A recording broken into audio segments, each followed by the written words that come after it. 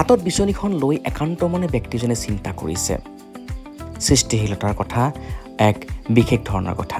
হয়তো কিছু ব্যতিক্ৰম ব্যক্তিজন। ঘৰত প্ৰৱেশ কৰাৰ আগমুহূৰ্তত এয়া স্বামী কৃষ্ণানন্দদেৱৰ এক বিশেষ প্ৰতিমূৰ্তি। তাৰ পিছতে এয়া চাওক, তেওঁৰ হাতৰ পৰশত জীপাল হৈ পৰা কেইবাখনো চিত্ৰ। হয়, এয়া হৈছে মাণিকপুৰত থকা চিত্ৰ তথা ভাস্কৰ্য শিল্পী পবিত্ৰ চৰকাৰ। আৰু এওঁৰ ঘৰৰ পৰিৱেশ চাওক, সম্পূৰ্ণ পৃথক, সম্পূৰ্ণ ব্যতিক্ৰম। প্ৰতিখন চিত্ৰই, প্ৰতিটো মূৰ্তিয়ে যেন বুজাই দিছে তেওঁৰ আছে এক বিশেষ প্ৰতিভা। আৰু সেইবাবেই আজি আমি আহিছোঁ মাণিকপুৰৰ মাণিক বিচাৰি পবিত্ৰ চৰকাৰৰ ঘৰত। আই লাভ মাণিকপুৰৰ দৰ্শকসকলক আমি আজি এক বিশেষ পৰিৱেশ দেখুৱাবৰ কাৰণে চেষ্টা কৰিছোঁ। এয়া চাওক, যি পৰিৱেশ হয়তো আপোনালোকে খুব দেখিবলৈ কম পায়। আৰু এই পবিত্ৰ চৰকাৰৰ ঘৰত আমি আহিছোঁ আৰু তেওঁৰ যি মনৰ কথা জানিম। আৰু আহক আমি তেনেহ'লে পবিত্ৰ চৰকাৰৰ জীৱন সম্পৰ্কে, তেওঁৰ প্ৰেম ভালপোৱা সম্পৰ্কে, তেওঁৰ সৃষ্টিশীলতা সম্পৰ্কে আমি কিছু কথা পাতোঁ। সকলোকে নমস্কাৰ জনাইছোঁ। আৰু আই লাভ মাণিকপুৰৰ আজি আমাৰ বিশেষ আলহী হৈছে এয়া সন্মানীয় আমাৰ মাণিকপুৰৰ এক মাণিক বুলি ক'ব পাৰি, চিত্ৰ তথা ভাস্কৰ্য শিল্পী পবিত্ৰ চৰকাৰ ছাৰ। ছাৰ, আপোনাক স্বাগতম জনাইছোঁ আমাৰ এই বিশেষ অনুষ্ঠানলৈ। ময়ো মোৰ ফালৰ পৰা আপোনালোকক স্বাগতম জনাইছোঁ মাণিকপুৰ আই লাভ ইউ কৰ্তৃলৈ। ছাৰ, আমি সোমাই দেখিছিলোঁ যে বৰ্তমান সময়ত খুব গৰম। মানুহে আচলতে কাৰেণ্টৰ যি আচলতে আমাৰ নতুন অত্যাধুনিক আজিকালি ফেন বা AC এইবিলাকৰ জীৱন নিৰ্বাহ কৰিব ধৰিছে। আমি সোমাই দেখিছোঁ আপুনি বিচনীখনে বিচি পেলাই কিবা চিন্তা কৰি আছিলে। প্ৰথমতে ছাৰ, আপুনি জানিব বিচাৰিছোঁ আচলতে আপোনাৰ জন্ম ক'ত হৈছিলে বা সেই শৈশৱৰ অকণমান কথা। তাৰপিছত লাহে লাহে আপোনাৰ কিছু জীৱনৰ কথা জানিম, কিন্তু আপোনাৰ শৈশৱৰ কথা অকণমান কওক বা আপোনাৰ জন্মৰ বিষয়ে অকণমান জনাওকচোন আমাৰ দৰ্শকসকলক। আচলতে মই দৰ্শকসকলক এইখিনিকে ক'ব বিচাৰিছোঁ যে আজিকালি অত্যাধুনিক যিটো বৈজ্ঞানিক ছিষ্টেম, সকলো মানুহখিনি আমি বৈজ্ঞানিক খুব ভাল পাওঁ। এই বৈজ্ঞানিক ছিষ্টেমটোত আমি সকলোৱে তাৰমানে শ্ৰমৰ পৰা কিছু আঁতৰত থাকিব লগা হৈছে। কাৰণ আমি হাতেৰে পৰিশ্ৰম কৰি যিখিনি আমি বঁটা লওঁ সেইখিনি আচলতে অৰিজিনেল। কিন্তু আমি অত্যাধুনিক যিটো চিন্তাধাৰাৰ মাজত যিটো আমি বঁটা লৈ থাকোঁ, সেইটো বঁটা আচলতে আমি সামূহিকভাৱেহে লওঁ। কিন্তু আচলতে অৰিজিনেলি আমি হয়তো বাঁহৰ বিচনী নতুবা তামোলৰ ঢকুনাৰে বনোৱা আমাৰ হাতেৰে সেই বিচনীৰ দ্বাৰা যদি আমি বিচাৰোঁ, তেতিয়াহ'লে বহুত উপশম হোৱা যেন মোৰ এটা অনুভৱ হয়। এতিয়া ছাৰ, আপোনাৰ অকণমান জন্মৰ বিষয়ে অকণমান কওক, বা আপোনাৰ পৰিয়াল কোন কোন আছে, কেতিয়া জন্ম হৈছিলে, ক'ত জন্ম হৈছিলে, মাণিকপুৰত কেনেকৈ থাকিব লগা হ'ল? আচ্ছা, এইখিনিতে মই মোৰ বিষয়ে অলপ মানে দৰ্শকক জনাইছোঁ যে মোৰ জন্ম হৈছিলে আচলতে নৱাগাঁও মাণিকপুৰ ব্লকৰ আণ্ডাৰত, তাৰমানে প্ৰায় 18-19 কিলোমিটাৰ আঁতৰত নৱাগাঁৱত জন্ম হৈছিল। মোৰ দেউতাৰ নাম আছিল মখা ৰাম চৰকাৰ, মা দুজনী আছিল, ডাঙৰ মা ভোগেশ্বৰী চৰকাৰ আৰু সৰু মাৰ নাম আছিল আদেৱী বালা চৰকাৰ। আমি 8-9জন ভাই বহিনী আছিলোঁ আৰু সিহঁতৰ সকলোবিলাকে এতিয়া চব বিবাহিত আৰু চববিলাকে বাহিৰত কাম কৰি আছে তেওঁলোকে। খালি মইহে ইয়াতে মাণিকপুৰত আছোঁ। আৰু মাণিকপুৰত আছোঁ মানে মই ঘৰত থকা অৱস্থাতেই তাৰমানে সৰু বাচ্ছাৰ পৰাই মই এই ছবি অঁকাৰ প্ৰতি বিৰাট এটা আগ্ৰহ আছিলে। মই আচলতে এই মাটিতেই কিছুমান ছবি আঁকিছিলোঁ। তেতিয়া হয়তো মাটিত সেই 3-4 বছৰ বয়সৰ পৰা মাটিত আগবাগকৈ ছবি আঁকিছিলোঁ। আৰু তাৰ পৰাই লাহে লাহে যেতিয়া স্কুলৰ বাৰাণ্ডা পাইছিলোঁ মই, তেতিয়াহে মই কাগজ পত্ৰ বা পেঞ্চিল পাইছিলোঁ। কিন্তু মোৰ কোনো আৰ্টিষ্টৰ কোনো গুৰু নাছিলে। আপুনি নিজে শিকিছিলে? মই নিজে শিকা আছিল। আপুনি পৰৱৰ্তী সময়তো কোনো গুৰু লোৱা নাই? গুৰু লোৱা নাছিল। আপুনি যিমানবোৰ আমি দেখিছোঁ, আমি দৰ্শকসকলক দেখুৱাম, এওঁৰ যি সৃষ্টিৰাজি, এই হাতৰ পৰশত জীপাচাৰি কৰা চিত্ৰ, ভাস্কৰ্য শিল্প, সেয়া আচলতে বৰ্ণনা কৰিব নোৱাৰি, ভাষাহীন। এই ছাৰ, আপোনাৰ কোনো গুৰু নাই এতিয়ালৈকে? মোৰ এতিয়ালৈকে কোনো গুৰু নাই। স্কুলত যেতিয়া পঢ়িছিলোঁ তেতিয়া শিক্ষাগুৰু যিখিনি আমাক মানে চিত্ৰ শিল্প, ভাস্কৰ্য শিল্পৰ কোনো গুৰু নাই? সেইবাবে হয়তো আপুনি অকমান আগতে ক'লে যে বৰ্তমান যি যান্ত্ৰিকতা অত্যাধুনিক হৈ পৰিছে, তেনেকুৱা সময়ত আপুনি বিচনীখনে বিচি পেলাই সেই মুক্ত বতাহজাকৰ যি আচলতে পৰশ, মুক্ত বতাহজাকে যিখিনি আপোনাক চিন্তাধাৰা দিব, হয়তো সেই ফেনখনে বা নিদিয়ে। সেইকাৰণে হয়তো গছৰ বতাহজাক, চৰাই চিৰিকটিৰ মাত, এনেকুৱা মাতবিলাক হয়তো আপোনাৰ সৃষ্টিশীলতাৰ প্ৰতি আপোনাক বেছি আগ্ৰহী কৰি তোলে, নহয় জানো ছাৰ? হয়। ছাৰ, আৰু মই জানিব বিচাৰিছো, তাৰ পৰা আপুনি মানিকপুৰত কেতিয়াৰ পৰা থাকিব ল'লে বা কেনেকে আচলতে থাকিব ল'লে, বা আপোনাৰ চিত্ৰ বা ভাস্কৰ্য শিল্পৰ বাহিৰেও আপুনি ছাৰ বেলেগ কিবা কাম কৰিছিলে নেকি? চিত্ৰ ভাস্কৰ্যৰ বাহিৰে মাজে মাজে কেতিয়াবা কিন্তু কবিতাও লিখিছিলোঁ দুই এটা। কবিতা লিখিছিলে? লগতে গল্প প্ৰবন্ধও লিখিছিলোঁ দুই এটা। হুম। কিন্তু আচলতে সেইবিলাক মানে সময়ৰ হেৰিত নাইকিয়া হৈ গৈছে আৰু এতিয়া। হয় হয়। আচ্ছা, গতিকে বেছিকৈ গুৰুত্ব দিয়া হৈছে ছবিৰ ওপৰতে। ছবিৰ ওপৰতে। ফটোখন বুজাই দিছোঁ। নাৰী জাতিটো হ'ল পুৰুষৰ মাতৃ। হয়। সন্তানে মাতৃক প্ৰণাম লৈছে। নাৰী জাতিটো পুৰুষৰ প্ৰেম। সেইকাৰণে সাৱটি ধৰিছে নাৰী আৰু পুৰুষ দুয়ো প্ৰেমিক প্ৰেমিকা, সিহঁতৰ সংঘৰ্ষত তাৰমানে মানুহৰ সৃষ্টি। বুকুখন ফালা খোৱা প্ৰত্যেকৰ ৰক্তটোপাতে কটা মানুহৰ স্মৃতি। নাৰী যে আমাৰ মাতৃ, সন্তানক আশীৰ্বাদ দিছে। নাৰীয়ে প্ৰেমেৰে পুৰুষক হত্যা কৰে। আচ্ছা, এই তৰাল লৈ আছে ন এইফালে? চুৰি লৈ আছে। আচ্ছা, নাৰীয়ে প্ৰেমেৰে পুৰুষক হত্যা কৰে। নাৰীয়ে যেনেকৈ প্ৰেমেৰে পুৰুষক হত্যা কৰে, ঠিক পুৰুষেও কিন্তু নাৰীক তেনেদৰেই হত্যা কৰে। ইয়াৰ অৰ্থটোৱে হ'ল কি, নাৰী এতিয়া গৰ্ভৱতী হয়, গৰ্ভপাত হয়, তেনেকেই নাৰী মৃত্যুমুখত পৰে। গতিকে দুয়োৰে হত্যাকাৰী। তেনেহ'লে প্ৰেম কিহৰ বাবে? আমি এটা গোষ্ঠী তৈয়াৰী কৰিছিলোঁ, সেই গোষ্ঠীটোৰ নাম আছিল সৃষ্টিশিল্পী গোষ্ঠী আছিলে। সেই সৃষ্টিশিল্পী গোষ্ঠীটোৰ দ্বাৰাই তাৰমানে আমি কি কৰিছিলোঁ, তেওঁ সম্পাদক হিচাপে থাকি আমি যুদ্ধভূমি বুলি এখন আলোচনী বনাইছিলোঁ। সেইটো প্ৰকাশো কৰা হৈছে।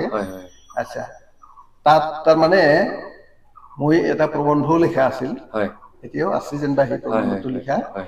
কিন্তু ইফালে ছবি আঁকি নে আনফালে কিজানিকৈ ছাত্ৰক ক্লাছ কৰি নে বিভিন্ন কাৰণৰ কাৰণে কিছুমান বস্তু তাৰমানে এতিয়া কবিৰ প্ৰতি যিটো আস্থা আছিলে, গল্প প্ৰবন্ধৰ প্ৰতি যিটো আস্থা আছিলে, আচ্ছা, এই আস্থাটো কিছু আঁতৰি গৈছে।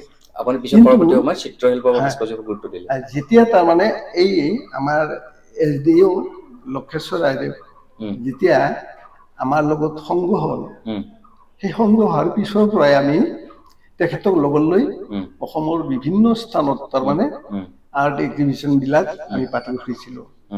আমাৰ লয়াৰ আছাম বুলি নহয়, আমি আপাৰ আছাম, থাপাৰ আছাম, গুৱাহাটী এইবিলাকত আমি এক্সিবিশ্যন পাতিছিলোঁ, তেওঁৰ থ্ৰুইদিয়ে পাতিছিলোঁ। তেখেত কিন্তু মোৰ বিশেষ প্ৰিয় বন্ধু আৰু এটা তেওঁ, আৰু সেই প্ৰিয় বন্ধুৰ কাৰণে তেখেতে দেহে কেহে খাতি হ'লেও আমাক যথেষ্ট অৰিহণা যোগাইছিল, বিশেষকৈ আমাৰ সৃষ্টিশিল্পী গোষ্ঠীটো। তেওঁৰ অবিহনে অৱশ্যে আমি বহুত তাৰমানে পিছুৱাই গ'লোহেঁতেন, কিন্তু তেখেতৰ উৎসাহ উদ্দীপনাই আমাক যথেষ্ট সঁহাৰি দিছে, আৰু সেইকাৰণে তেখেতক আমি জীৱনত পাহৰিব নোৱাৰিম।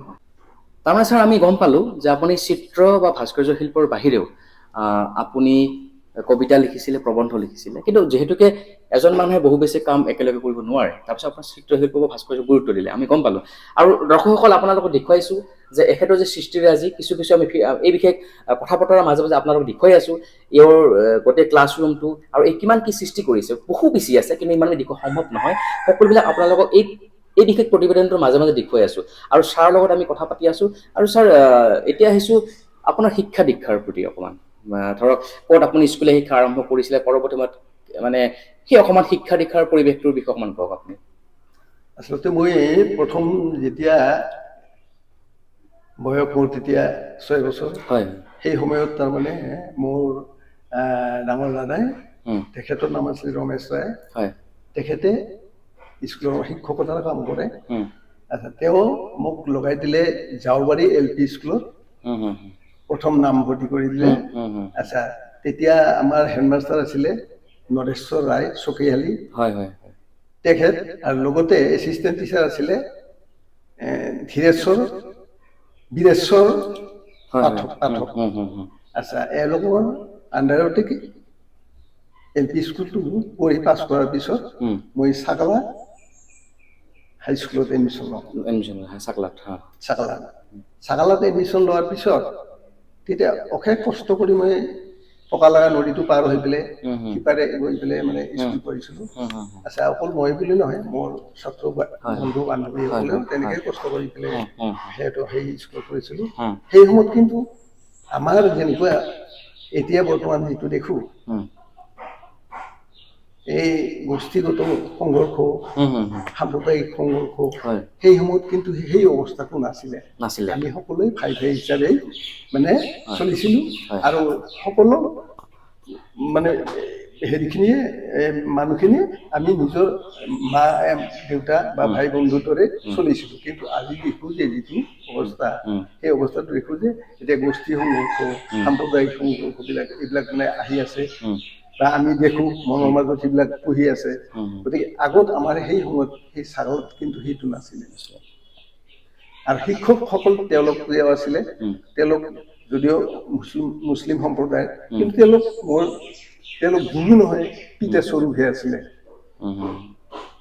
তাৰমানে ছাৰ আপুনি ক'ব বিচাৰে যে আপোনাৰ সেই সময়ত নৈ পাৰ হৈ গৈছিলে, সেই সময়ত বানপানী হৈছিলে, আৰু তাৰপিছত আপোনালোকে পঢ়িবলৈ গৈছিলে, আৰু সেই সময়ত আপুনি কোৱা মতে তেওঁলোক মানে অইন ধৰ্মৰ শিক্ষক বা বন্ধু বান্ধৱী আছিলে, কিন্তু আপোনালোকৰ মাজত মিলা প্ৰীতি আছিলে, গোষ্ঠী সংঘৰ্ষ নাছিলে।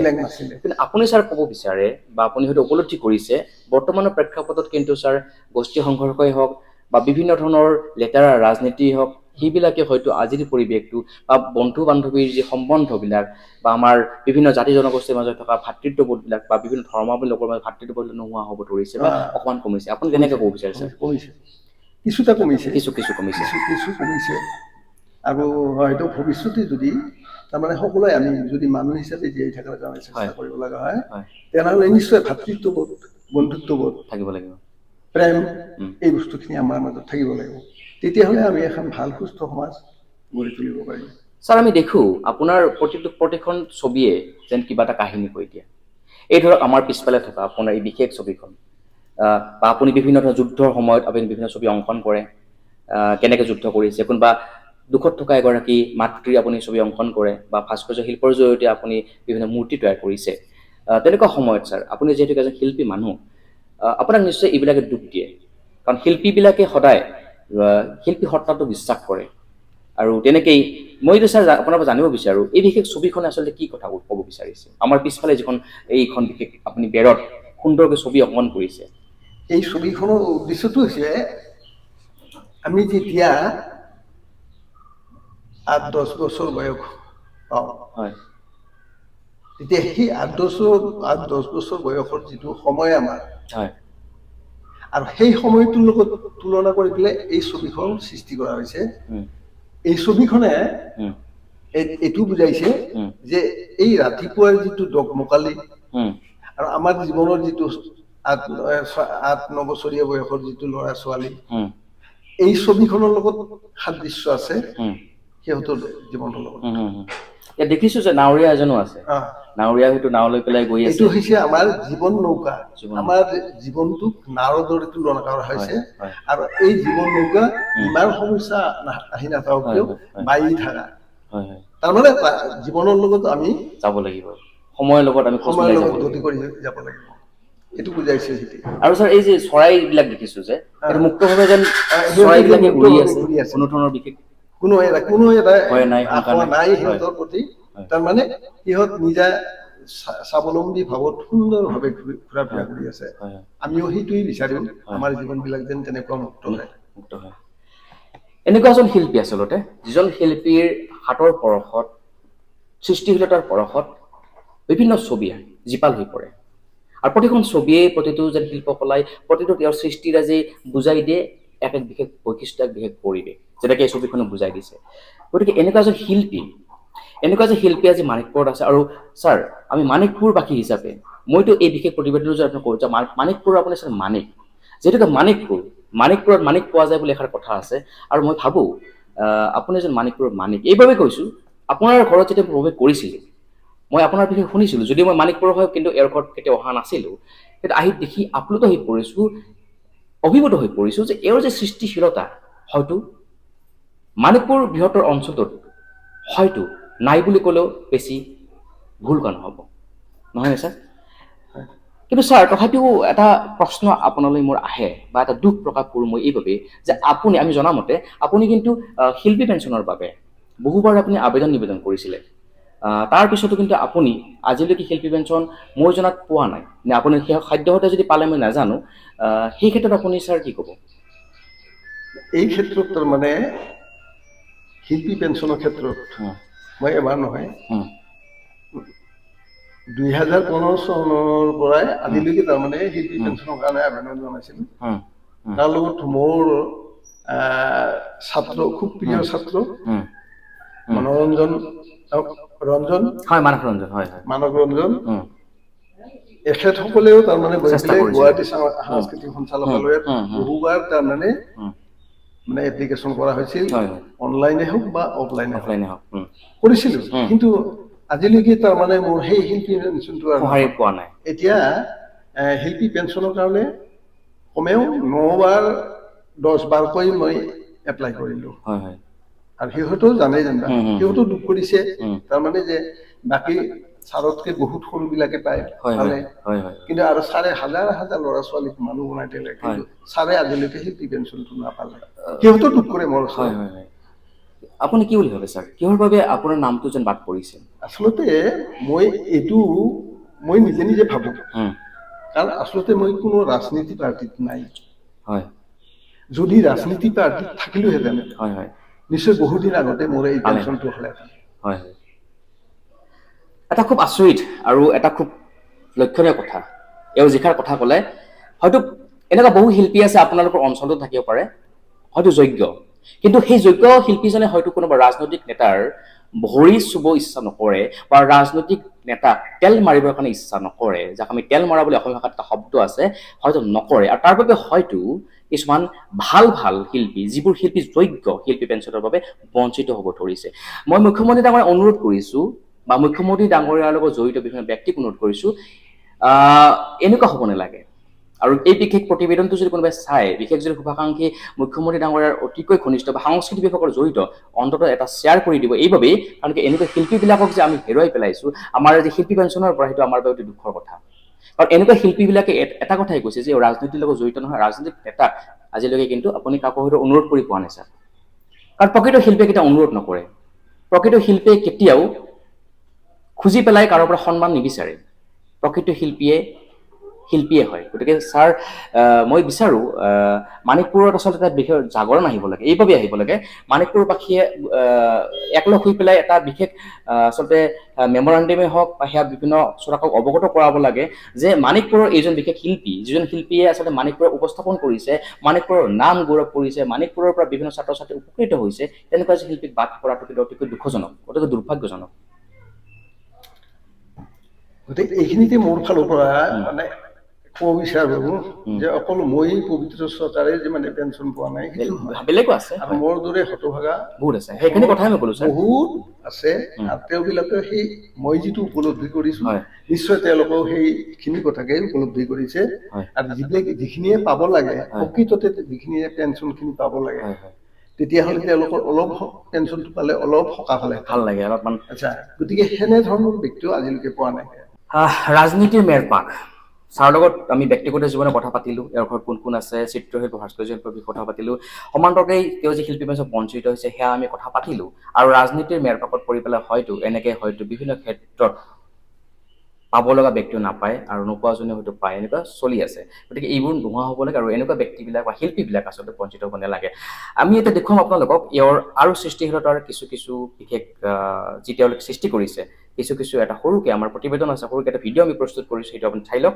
তাৰপিছত আপোনাৰ লগত আৰু আমি কথা পাতিম প্ৰথমতে আপোনালোকে এই বিশেষ ফুটেজটো চাই লওক আৰু যিহেতুকে আমি কথা পাতি আছোঁ কথাৰ পাতাৰ মাজে মাজে আপোনাক দেখুৱাই আছোঁ এই বিশেষ কিছু পৰিৱেশ এয়া হৈছে শ্ৰদ্ধাৰ পবিত্ৰ চৰকাৰ ছাৰৰ সুপুত্ৰ তেওঁৰ সন্তান সত্যনুজ চৰকাৰে এনেদৰে অংকন কৰিছে কিছুমান বিশেষ চিত্ৰ আৰু প্ৰতিখন চিত্ৰই যেন এটা জীপাল কাহিনীৰ কথা বুজাই দিছে এয়া চাওক সুন্দৰকৈ এয়া যেন খেতিপথাৰৰ গাঁৱলীয়া এটা পৰিৱেশ য'ত এনেদৰে আচলতে হাল লৈ পেলাই গৈ আছে আৰু বিভিন্ন আছে এয়া নতুন বৰষুণ দি আছে অটো এখন ৰখি আছে প্ৰতিখন চিত্ৰই যেন বুজাই দিছে আৰু ইয়াত তেওঁৰ সন্তানে আঁকিছে এনেদৰে অংকন কৰিছে অকল এইখিনি নহয় এইবিলাকো এনেকৈ অংকন কৰিছে ইয়াৰ পৰা বুজা যায় এটা সুন্দৰ এটা পৰিৱেশত আছে ডাঙৰ দীঘল হোৱা যিকোনো পুত্ৰই ভাল এটা পৰিৱেশ পাইছে আৰু সত্যনুজ চৰকাৰ তেওঁৰ পুত্ৰৰ নাম তেওঁ এনেদৰে অংকন কৰিছে আৰু যিহেতুকে এওঁলোকে এখন বিশেষ স্কুল চলাই আছে আৰু সেই স্কুলৰ পৰিৱেশটো আপোনাক দেখুৱাই আছোঁ আৰু ইয়াত বিভিন্ন এৱাৰ্ড আছে ইয়াতে বিভিন্ন ধৰণৰ এৱাৰ্ড আছে যিবোৰ এৱাৰ্ড আচলতে পাবৰ কাৰণে সক্ষম হৈছিলে আপোনাৰ ডাঙৰ ছোৱালী পাইছিলে এক্সেলেঞ্চ পেইণ্টিং কম্পিটিশ্যন পাঞ্জাৱত পাইছিলে মানে আপোনাৰ ল'ৰা ছোৱালী প্ৰত্যেকে মানে এই শিল্পৰ লগত জড়িত হৈ পৰিছে আৰু সেইটো আৰু এটা এৱাৰ্ড আছে ছাৰ সেইটো colour point school of fine arts কৰবক আচ্ছা তেওঁলোকৰ পৰা এইটো দিছিলে আৰু ছাৰ আপোনাৰ সম্বৰ্ধনা পত্ৰও দেখিছোঁ আমি আকাশগোষ্ঠী এক সম্বৰ্ধনা জনাইছিলে আৰু অকল আকাশগোষ্ঠী বুলি নহয় বিভিন্ন প্ৰান্তৰ বিভিন্ন গোষ্ঠীসমূহে ইয়াক আচলতে সম্বৰ্ধনা জনাইছিলে এয়া চাওক পবিত্ৰ চৰকাৰ এখেতক মানিকপুৰ তিনিআলি চিত্ৰলেখা আৰ্ট ইনষ্টিটিউট অধ্যক্ষ এনেকৈ আছে সম্বৰ্ধনা জনাইছিলে বিভিন্ন আছে আচলতে দেখুওৱা থাকিলে শেষেই নহ'ব এনেকুৱা ধৰণৰ বঙাইগাঁও জিলা সাহিত্য সভাৰ পৰা সম্বৰ্ধনা পত্ৰ দি দিছিলে তেনেকুৱাকৈ আৰু আছে লিটিল ফ্ৰাজ স্কুল মানিকপুৰ তেওঁলোকৰ পৰা ইয়াক এনেদৰে সম্বৰ্ধনা দিছিলে আৰু বিভিন্ন আছে আচলতে মই অকণমান দেখুৱাই আছোঁ আপোনালোকক আৰু ইয়াৰ বৰনগৰ ষ্টাডি পইণ্টৰ পৰা এনেকৈ ইয়াক সম্বৰ্ধনা দিছিলে গতিকে বহুতো আছে আৰু ছাৰৰ যি সুপুত্ৰ যে সন্তান আচলতে সত্যনুজ চৰকাৰৰ হাতৰ পৰশত এনেদৰে আচলতে জীপাল হৈ পৰিছে কেইবাখনো চিত্ৰ মই আচলতে আজি এওঁলোকৰ ঘৰৰ পৰিৱেশটো আপোনালোক দেখুৱাবৰ কাৰণে চেষ্টা কৰিছোঁ দেখি আছে বিভিন্ন চিত্ৰ অংকন কৰা আছে প্ৰতিখন চিত্ৰই যেন এটা কাহিনী ক'ব বিচাৰিছে প্ৰতিখন চিত্ৰই যেন বুজাই দিছে বহুবোৰ কথা আৰু এয়া হৈছে আচলতে পবিত্ৰ চৰকাৰ অৰ্থাৎ মানিকপুৰৰ যি তেওঁ থাকে তেওঁৰ আচলতে ঘৰুৱা পৰিৱেশটো আপোনালোকক দেখুৱাবৰ কাৰণে চেষ্টা কৰিছোঁ আমি ছাৰৰ সেই সৃষ্টিৰে আজি আমি দেখুৱাই আছোঁ মাজে মাজে এয়া ছাৰে মোক বিশেষ বস্তু দুটা দেখাইছে আৰু আছে এয়া সন্মানীয় মুখ্যমন্ত্ৰী ডাঙৰীয়াই যিহেতুকে বিভিন্ন শিল্পীলৈ পঠিয়াই থাকে বিভিন্ন শিক্ষকলৈ পঠাই থাকে বিভিন্ন ব্যক্তিলৈ পঠাই থাকে সমাজৰ লগত জড়িত নাট্যশিল্পীলৈ পঠাই থাকে এয়া হৈছে হিমন্ত বিশ্ব শৰ্মা ডাঙৰীয়া মুখ্যমন্ত্ৰীয়ে তেওঁৰ জৰিয়তে পঠাই দিছে আৰু ইয়াতে পিছফালে লেখা আছে পবিত্ৰ চৰকাৰ আৰ্টিষ্ট অৰ্থাৎ এখেতে ক'ব বিচাৰিছে এইটোৱে যে এখেতক কিন্তু মুখ্যমন্ত্ৰী ডাঙৰীয়াই আচলতে আৰ্টিষ্ট হিচাপে স্বীকৃতি দিছে আৰু সেইবাবে হয়তো আপোনালোকে এইখিনি সন্মান যাচিছে এখন গামোচা দিছে ভিতৰত এখন গামোচা আছে বহুতকে এনেকৈ দিয়ে গামোচা আছে আৰু চিঠি এখন আছে এনেকৈ দি দিয়ে আৰু কিন্তু কথা হ'ল কি এইটো যে আচলতে তাৰপিছতো কিন্তু এওঁ শিল্পী পেঞ্চনৰ পৰা বঞ্চিত হ'ব লগা হৈছে যি কি নহওক এনেকৈ বহুত কিবা কিবি আছে তো ইয়াৰ জৰিয়তে এইটোৱে ক'ব বিচাৰিছে এওঁ যে আচলতে মুখ্যমন্ত্ৰী ডাঙৰীয়ালৈ দৃষ্টি আকৰ্ষণ কৰিব বিচাৰিছে এইটোৱে যে আচলতে এনেকুৱা যিবিলাক শিল্পী আছে শিল্পীবিলাক যাতে বঞ্চিত নহয় আৰু শিল্পীবিলাকে যাতে যি শিল্পী পেঞ্চন সেই শিল্পী পেঞ্চন যাতে পায় এটা সৰু প্ৰতিবেদনত সকলোবোৰ কথা পতাটো সম্ভৱপৰ নহয় ছাৰ বহুত ব্যস্ত আৰু ছাৰ আপোনাৰ যিখন আচলতে স্কুল আছে চিত্ৰশিল্প বা ভাস্কৰ্য শিল্পৰ যিখন আপোনাৰ স্কুল কেতিয়া আৰম্ভ কৰিছিলে ছাৰ এইখন আৰম্ভ কৰিছিলোঁ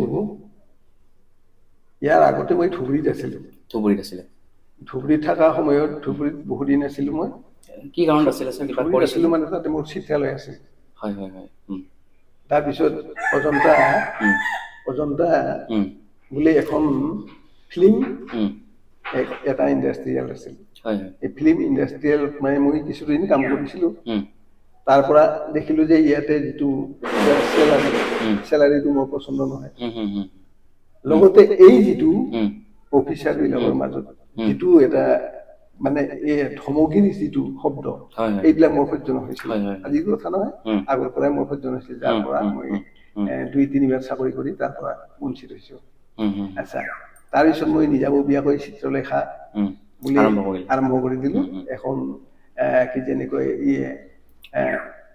আৰ্ট গীতিকা নহয় মানে আৰ্টিষ্ট ইনষ্টিটিউট নহয় এখন আৰ্টিষ্ট মানে দোকানৰ আৰ্টিষ্টৰ দোকান খুলি দিলোঁ তাতেই। আচ্ছা হা হা আচ্ছা, আৰ্টিষ্টৰ দোকানখন খোলাৰ পিছতে তাতেই মৰাজিয়া এইবিলাকৰ ফটো এইবিলাক অংকন কৰোঁ। আৰু এইবিলাকে লাহে লাহেকৈ যেতিয়া বহুলভাৱে প্ৰচাৰ হৈ গ'ল, বহুলভাৱে প্ৰচাৰ হৈ যোৱাৰ পিছতে তেতিয়া ধুবুৰীখনত মোক চবেই তাৰমানে চিনি পোৱা হ'ল, দাদা বুলি মাতে আৰু চবে মামা বুলি মাতে, দাদা বুলি মাতে, এনেকুৱা ধৰণৰ। আৰু সেই সময়তে তেতিয়া কিজানি কয় DIG আছিল তেতিয়া, পুলিচ বিভাগৰ মানে হেড অফ দি ডিপাৰ্টমেণ্ট, বিপুল কলিতা বুলি নাম, তেখেতৰ ফটো তেওঁ ঘৈণীয়েকৰ ফটো, আৰতি কলিতা এইবিলাকৰ ফটো মই আঁকি দিছিলোঁ। কাৰণ তেতিয়া সেই সময়ত বেটেলিয়নৰ বহুতৰে তাৰমানে তেনেকৈ ফটোবিলাক আঁকি দিছিলোঁ। আৰু সেই ধুই থকা অৱস্থাতে আকস্মিক এনেকুৱা ধৰণৰ এদিনা হ'ল যে মই যিটো ঘৰত ভাড়া কৰি আছোঁ, সেই ঘৰটোতে তাৰমানে তাৰ মালিক সন্ধিয়া সময়ত তেওঁক মই লগত লৈ গৈ পেলাই হোটেলত নি পেলাই মিষ্টি এটা আৰু গাখীৰ 1 কাপ, নিমকি এখন তেওঁ খালোঁ, ময়ো খালোঁ। খোৱাৰ পিছত ৰাতিপুৱা যেতিয়া 7:35 আহি দেখোঁ যে মোৰ চিত্ৰালয়ৰ সন্মুখত তাৰমানে বহুত মানুহে গেদাৰিং কৰি আছে। গেদাৰিং কৰি থকা অৱস্থাতেই তেতিয়া মই সেই লাহে লাহেকৈ গৈ পেলাই যেতিয়া ৰিক্সাখনেৰে গৈ পালোঁ, গৈ পোৱাৰ লগে লগে তেতিয়া তাৰে আৰু মানে ল'ৰাটো আছিলে, মোৰ মালিকৰ ল'ৰা, ঘৰৰ মালিকৰ ল'ৰাটো আছিল। তেওঁৰ নাম আছিল নৰেন আছিলে। তেতিয়া তেওঁ MA পাছ কৰি আছিল। সেই সময়ত কিন্তু মোৰ তাতে RT শিকিছিল তেওঁ। আচ্ছা, তাৰপিছত আহি মই দেখোঁ যে যিজন মানুহক তাৰমানে মই সন্ধিয়া 7:35 তাৰমানে তেওঁক কৰিলোঁ, মানে গাখীৰে আৰু মিষ্টিয়ে খোৱালোঁ হোটেলত, সেই মানুহজনে তাৰমানে ৰাতি 2টা বজাত তেওঁ মৰি থাকিল। আৰু সেইটো এনেকুৱা বেয়াকৈ মানসিক এটা আঘাত পাই গ'লো, যিটো আঘাতৰ পৰা তাৰমানে মই ধুবুৰী ত্যাগ কৰিব লগা বাধ্য হৈছোঁ। কোনো প্ৰাণটো লৈ পেলাই ঘৰত আহি পেলাই 6 মাহ বিচনাত পৰি থাকিলোঁ। 6 মাহ বিচনাত পৰি থকাৰ পিছতে তেতিয়া উপায় নাই, মোৰ একজন আৰু মানে অন্তৰংগ বন্ধু আমাৰ বৰবিলাৰ শৈলেন ৰায়, আচ্ছা, তেখেতে মানে ক'ল কি যে মোৰ এনেকুৱা বন্ধু এজন এনেকে যদি পৰি থাকে ঘৰত, এওঁক খুৱাব গায়। তেতিয়া মানে বিয়া পতা নাছিলে? তেতিয়া মই বিয়া কৰা নাছিলোঁ। তাৰপিছত বিয়া সেই মুহূৰ্ততে তাৰপিছতে বিয়া কৰা হৈছে যেনিবা। আচ্ছা, তাৰপিছত শৈলেন ৰায়ে ক'লে যে এটা কথা কি, আপোনাক আমি মানিকপুৰতে লৈ যাম, তাতে হাই ৰোডৰ পাৰত জাগা আছে, তাত কিবা কিনি কৰি আপুনি পূজা এটা বান্ধি পেলাই তাতে থকাৰ ব্যৱস্থাটো কৰক, তেতিয়া আপোনাৰ ব্যৱসায় ভালদৰে চলিব। এই কথাটো কৈ পেলাই শৈলেন ৰায়ে মোক লৈ আহিল। লৈ অহাৰ পিছত সেই বৰবিলাত থানাৰ সন্মুখতে তাতে থাকি খেৰৰ পূজাটো বান্ধি পেলাই তেনেকে কোনো ৰকম মানে চলি আছিলোঁ। আৰু ইতিমধ্যে মই কিন্তু সেই মুহূৰ্ততে তাৰমানে মই বিয়াটো কৰিলোঁ। বিয়াটো এই অসুস্থৰ গাৰে বিয়া কৰিব লগা হৈছে। আপোনাৰ ধৰক বহুতেই নাজানে বা সুধিব আপোনাক বেয়া লাগে, বিয়াটো ধৰক চোৱামিলা বা আপোনাৰ চোৱামিলা তেনেকুৱা নহয় আচলতে, তাৰমানে চোৱামিলা নহয়। আৰু মই যে তেওঁৰ লগত মানে প্ৰেমতো পৰিছোঁ সেনেকুৱা ধৰণৰ নহয়। কিন্তু যেতিয়া মই এক্সিডেণ্ট হৈ আহিলোঁ, অহাৰ পিছত যেতিয়া বিচনাত পৰি থাকিলোঁ, তেতিয়া তাৰমানে মোৰ কাৰণে তাৰমানে কি কৰিলে, ময়ো নিজে মানে মোৰ পৰিবাৰক মই নিজে অনা নাছিলোঁ। মোৰ যিটো সৰু ভাই, সেই সৰু ভাইটো তাৰমানে সি কৰিলে যে নিশ্চয় বৌৰ লগত কিবা ইয়াৰ ৰিলেশ্যন আছে, যাৰ কাৰণতে মানুহজনে এই অৱস্থা হৈ আছে। গতিকে মোৰ সৰু ভাইটোৱেহে তাৰ বৌয়েকক আনি মোক চমজাই দিছে। এনেকুৱা হৈছে আৰু চিনাকি মানে এনে আছিল, তাৰ ডাঙৰ দাদাৰ লগত মোৰ অলপ চিনাকি আছিল, কিন্তু তেনেকুৱা কোনো ৰিলেশ্যন নাছিলে। আমাৰ যে ভাল পোৱাৰ কিবা তাৰো নাছিলে, মোৰো নাছিলে। কিন্তু যেতিয়া আনি মোক চমজাই দিলে, চমজাই দিয়াৰ পিছতে বাধ্য হৈ গ'লো না, তেতিয়া যত্ন আৰম্ভ কৰিলে। তেতিয়া আপুনি অলপ মানসিকভাৱে অকমান অসুস্থ হৈ আছিলে? অসুস্থ মানসিক নহয়, মানসিক মানে বেয়াকৈ আৰু যে হাৰ্ট এটেক নহ'ল মোৰ তাতে, সেইখিনিয়ে ডাঙৰ কথা। তাৰপিছৰ পৰা আজিলৈকে গোটেই লাইফটো চেছ, এই মানিকপুৰতে থাকিব লগা হ'ল। মানিকপুৰত থাকিব লগা হোৱাত আপোনাৰ কিবা দুখ আছে নেকি? দুখ একো দুখ নাই, কাৰণ আপুনিতো মানিকপুৰৰে হয়। এই দুখ একো নাই, কাৰণ যিহেতু মোৰ জন্মস্থান, একেখন ব্লক, একেখন থানা, একেখন পঞ্চায়ত, গতিকে মোৰ ইয়াতে কোনো দুখ নাই, বৰঞ্চ মই বিৰাট সুখী। এই কাৰণতে সুখী কাৰণ মানিকপুৰ অঞ্চলৰ মানিকপুৰবাসী ৰাইজ,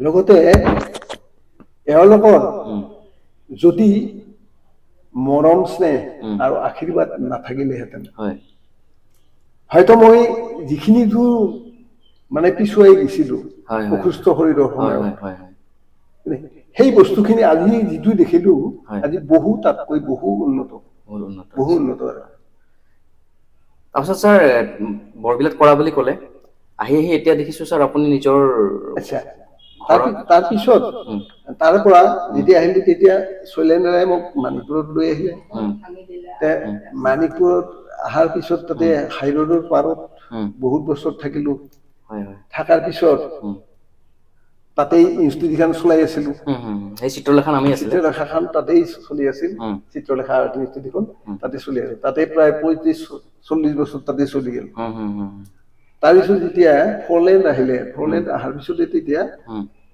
মই উচ্চাৰিত হ'ব লগা হ'ল এটা বৃহৎ স্বাৰ্থৰ খাতিৰত তাৰমানে উচ্চাৰিত হ'ব লগা আচ্ছা হ'ল আৰু ছাৰ সেইখিনি টাইমত আপোনাৰ নিগাজী মাতি নাছিলে নিগাজী মাতি নাছিল হয় হয় এইটো নেশ্যনেল হাইৱেৰ মাতি হয় হয় আছিলে হয় তাৰ পৰা যেতিয়া মানে আহিলো তেতিয়া হাউলিৰ পৰা হুম, মানে বহুত মানুহ আহিছিল হুম, মোক হাউলিত নিয়াৰ কাৰণে হুম, হুম, কিন্তু আচলতে মই হাউলিত নগলো এই কাৰণতে হুম, হুম, কাৰণ ইয়াৰ পৰা মাণিকপুৰৰ পৰা যদি মই হাউলিত যাব লগা হুম, বস্তুটো হয় হুম, তেনেহ'লে মোৰ গোটেই কমপ্লিট ডকুমেণ্টছ বিলাক আৰু চেঞ্জ কৰিব লগা হ'ব হুম, ডিষ্ট্ৰিক্ট চেঞ্জ কৰিব লগা হুম, হ'ব হুম, ভোটাৰ আইডেণ্টি এইবিলাক চেঞ্জ কৰিব লগা হুম, হ'ব হুম, হুম, এইবিলাকৰ কাৰণে মই বহুত কথা চিন্তা কৰি শেষত আমাৰ মাণিকপুৰবাসী ৰাইজৰ হুম, কিছু সংখ্যক ব্যক্তিয়ে আহি হয় হয় তাৰমানে যিবিলাক দুখীয়াল ব্যক্তি হয় তেওঁলোকে আহি কৈছে যে আমি আপোনাক মাণিকপুৰৰ পৰা হাউলিত যাব নিদিওঁ যাবলৈ নিদিয়ে হয় গতিকে আপুনি ইয়াতে যেনেকে হওক হয় খালে বামে হওক উম, তাতেই থাকক উম, থাকি উম, মাণিকপুৰৰ যিটো উম, নাম এই উম, নামটো যেন তাৰমানে আপোনাৰ থ্ৰুদি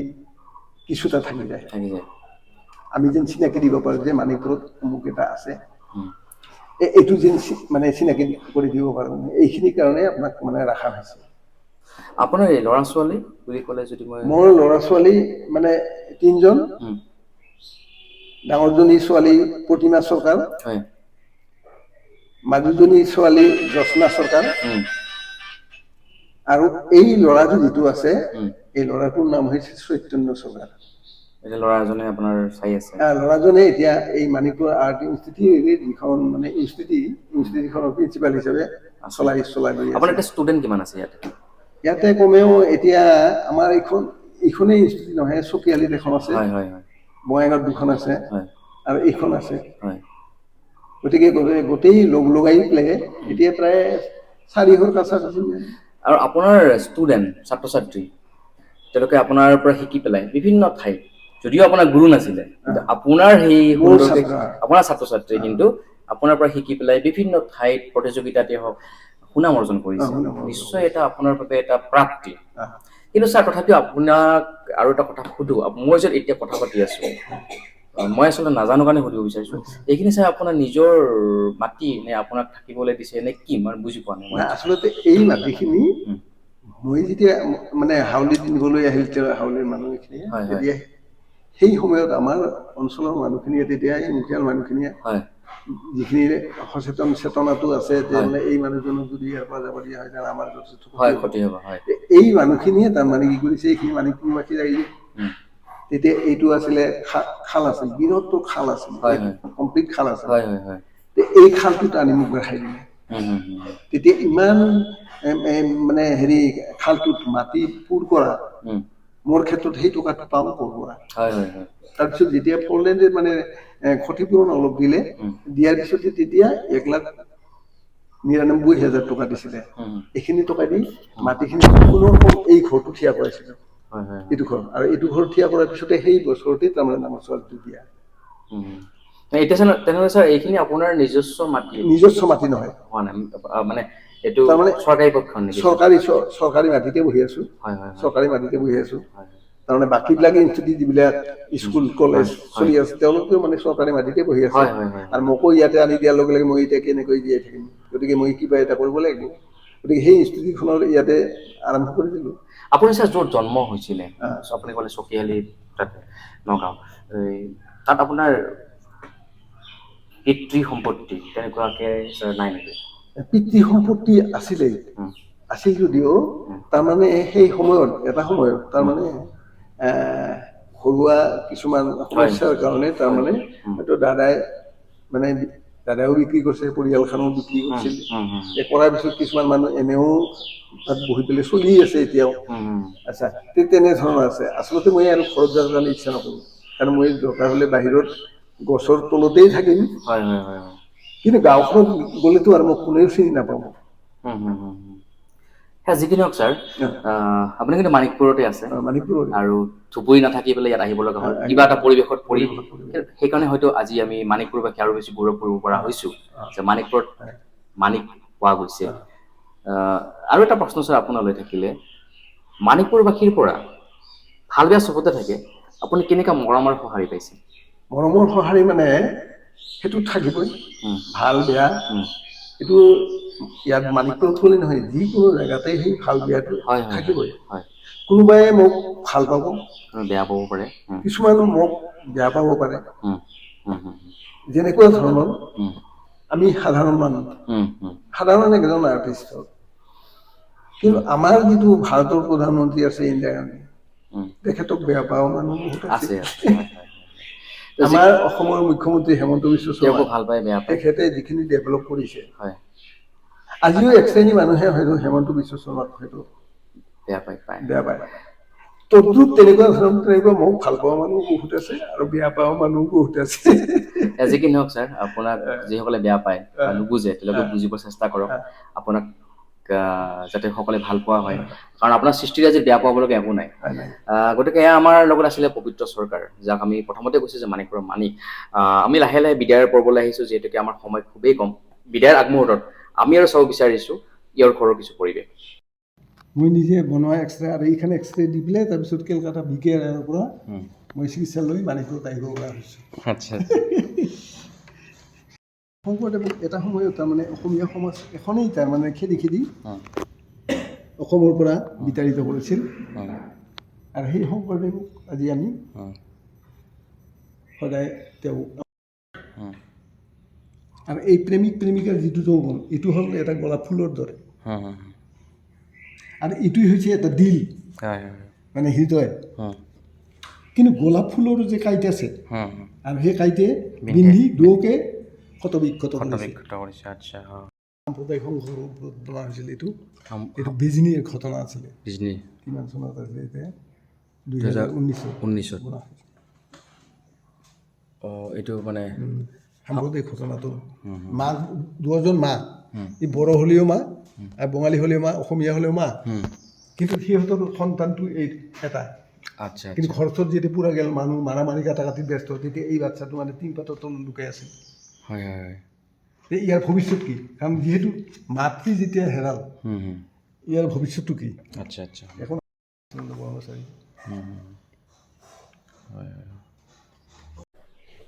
আমি ইমান সময় কথা পাতি আছিলোঁ মানিকপুৰৰ মানিক, অৰ্থাৎ মানিকপুৰৰ সেইজন বিশেষ ব্যক্তি, যিটো নাওময় তেওঁৰ পৰিচয়, মানিক চৰকাৰ ছাৰ। আৰু ছাৰ, আমি আহি সেই সময়খিনি উপস্থিত হৈছোহি। বিভিন্ন কথা পাতিব লগা থাকিলে পৰৱৰ্তী আমি কথা পাতিম, কিন্তু ছাৰ এইখিনিতে আহিছোঁ, আমি গম পালোঁ আপুনি প্ৰবন্ধ এইবিলাকো লিখিছিলে। ছাৰ, আপোনাৰ হবি বুলি যদি মই সুধোঁ, আপুনি তাৰ চিত্ৰশিল্প, ভাস্কৰ্য শিল্প এইবিলাকৰ বাহিৰে আপুনি কি কৰিব? গীত গাই ভাল পায়, বা কেতিয়াবা কবিতা আবৃত্তি বা কবিতা গুণগুণাই ভাল পায়? যদি অকণমান আপুনি কিবা এটা কৈ দেখুৱাই আপোনাৰ ভাল লাগিব। আচলতে মই গল্প প্ৰবন্ধ এইবিলাকো ভাল পাওঁ, কবিতাও ভাল পাওঁ, গানো মোৰ প্ৰিয়, লগতে ছবি আঁকাটোতো প্ৰিয়। গতিকে মই কবিতা এটা লিখিছিলোঁ, আজিৰ কথা নহয়, তেতিয়া মই ক্লাছ 6-7ত থাকোঁ, সেই সময়তে মই এটা কবিতা লিখিছিলোঁ। আৰু সেই কবিতাটো কবিয়ে হৈছে নে কি হৈছে সেই কথাটো মই নাজানো, কিন্তু সেই সময়ত লিখা। আৰু তেতিয়া সেই কবিতাটো আছিলে কি, যিমান আকৌ ছবি কৰ, মোৰ তোক খটুৱাই মোৰ, কতো আশা শেষ হৈ গ'ল, অতীতৰ দিনবোৰ মনত পৰিলে মোৰ, হৃদয়ে কঁপে থৰথৰ, বহু আশাৰে ছবিখনি আকৌ, কিবা দিব বুলি বাট চাই থাকো, দিয়া বুলি কৈ কিয় ফাঁকি দিয়া, নোৱাৰিলে দিব, নিদিবা ফাঁকি নকওঁ, তোমাৰ মিঠা মাতে পেট নভৰে মোৰে, নিদিবা ফাঁকি কোনো জনমতে। ছাৰ, ইয়াতে কিছু কিছু ক্ষেত্ৰত অকণ প্ৰেমৰ এটা আমেজো আছে, তাৰো আমেজ আছে, জীৱনৰ আমেজো এটা আছে। জীৱনৰ আমেজ আছে। আৰু পোৱা নোপোৱাৰ এটা পোৱা নোপোৱাৰ আৰু বহুখিনি কথাই যেন প্ৰকাশ পাইছিল পাইছে। তেতিয়া কিন্তু আচলতে এটি কবিতা হৈছে নেকি হৈছে মই নাজানো, কাৰণ আপুনি তেতিয়া ক্লাছ 6 যিহেতু মই কবি নহয়।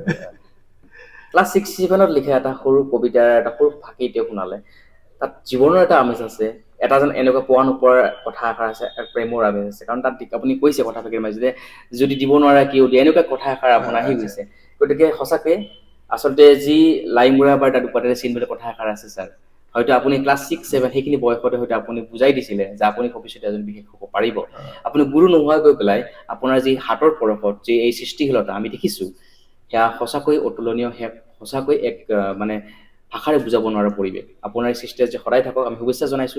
কিছু মুহূৰ্ত আগতে আপুনি মুখ্যমন্ত্ৰী ডাঙৰীয়াৰ কথা ক'লে, তেওঁক মামা বুলি বহুতে সম্বোধন কৰে, আৰু তেওঁক আপুনি ভাল পায়নে নে বেয়া পায়? আৰু যদি ভাল পায়, মই যদি আপোনাক 1ৰ পৰা 10 নম্বৰ দিব বিচাৰোঁ, আপুনি কিমান দিব? মই একচুৱেলি আমাৰ অসমৰ মুখ্যমন্ত্ৰী হেমন্ত বিশ্ব শৰ্মা ডাঙৰীয়াক মই তেওঁক বেয়া নাপাওঁ। হয় যদি ৰাইজে তেওঁক বেয়া নাপায়, হয় ময়ো তেওঁক বেয়া নাপাওঁ হয় হয় হয় মানুহ হিচাপে। হয় কিন্তু হয় ৰাজনীতি হিচাপে, হয় কাৰণ যিহেতু মই ৰাজনীতি নকৰোঁ, নকৰে হয়, গতিকে আপুনি একো নকয়। এই হিচাপত মই ক'ব লগা মোৰ একো নাই। এতিয়া ছাৰ আহিছোঁ, আপুনি কি খাই ভাল পায়? মই একচুৱেলি এইটো বস্তু আচলতে চিজেণ্টৰ বস্তু বুলি কয়। হয় হয় হয় কাঠলটো আচলতে মোৰ কাৰণে বিৰাট প্ৰিয়। কঁঠাল খাই ভাল পায়? কঁঠাল খাই মই ভাল পাওঁ, আৰু কঁঠাল খোৱাৰ কাৰণে মই বহুত গালিও খাওঁ যেনিবা গালিও খায়। পৰিয়ালৰ পৰা। সৰুতে কৰা কিবা দুষ্টামি, মানে এইখিনি প্ৰথম আগতে সুধিব লাগিছিলে, আচ্ছা আচ্ছা। কিবা দুষ্টামি কৰিছিল নে সৰুতে? সৰুতে আম চুৰ কৰা, কিবা এনেকা চুৰ, নহয়, কিবা কিবি?